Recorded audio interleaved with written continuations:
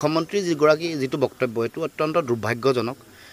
তেওঁৰ নিজৰ ব্যৰ্থতাটো ঢাকিবৰ কাৰণে এইটো কথা কৈছে।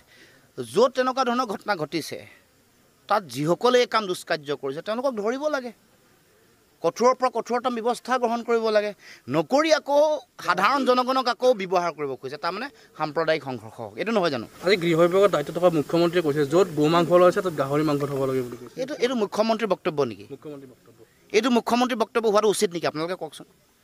মুখ্যমন্ত্ৰীগৰাকীয়ে য'ত এনেকুৱা ঘটনা ঘটিছে, য'ত ধৰ্মীয় অনুভূতিত আঘাত কোনোবাই সানিছে, কোনোবা যদি দুষ্কৃতি আছে ধৰিব লাগে, নধৰি আকৌ তেওঁ উচতাইছে মানুহক। এইটোৱে সাম্প্ৰদায়িক সংঘৰ্ষৰ সৃষ্টি নকৰিব জানো মানুহৰ মাজত? সাম্প্ৰদায়িক গৃহ বিভাগে নিজৰ দায়িত্ব স্বীকাৰ কৰি তেওঁলোকে আচলতে স্বীকাৰ কৰিব লাগিছিলে আমাৰ ব্যৰ্থতা, আমি নোৱাৰিলোঁ। যিসকলে এনেকুৱা দুষ্কাৰ্য কৰিছে, প্ৰতিটো ধৰ্মৰে ধৰ্মীয় অনুভূতিৰ প্ৰতি শ্ৰদ্ধাটো আগবঢ়োৱাটো সকলোৰে দায়িত্ব। কোনো উচতনিমূলক মন্তব্য দিয়াটো দুৰ্ভাগ্যজনক, আইন বিৰোধী। উচ্চতম ন্যায়ালয়ে কৈছে যে কোনোবাই যদি এনেকুৱা ধৰণৰ সাম্প্ৰদায়িক উচতনিমূলক বক্তব্য দিয়ে, য'ত দিছে সেইখন থানাই চমতো কেছ কৰিব লাগে। আৰু যদি নকৰে, উচ্চতম ন্যায়ালয়ৰ নৰ্মছ মতে সেইগৰাকী পুলিচ বিষয়াৰ বিৰুদ্ধে শাস্তিমূলক ব্যৱস্থা হয়। এইটো আইনে কোৱা কথা, উচ্চতম ন্যায়ালয়ে কোৱা কথা। আমি সদায় সাম্প্ৰদায়িক সমন্বয় আৰু সম্প্ৰীতিটো আমি বিচাৰোঁ।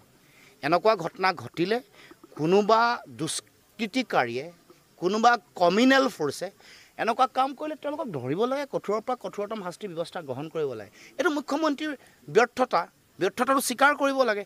আৰু ব্যৰ্থতা ঢাকিবৰ কাৰণে আজি আকৌ এচামক উচতনি দিছে যে আমুক কৰা তোমালোকে, কৰিলে যাতে সাম্প্ৰদায়িক সংঘাত আৰু সংঘৰ্ষ হয়, ৰক্তপাত হয়, আৰু যিটোক অৱলম্বন হিচাপে লৈ ২৬ত নিৰ্বাচনী বৈতৰণি পাৰ হ'ব। এইটো কথা বুজি পাবলৈ মানুহৰ বাকী নাই। নাই, অসমত চেষ্টা কৰি আছে, হৈছে নেকি?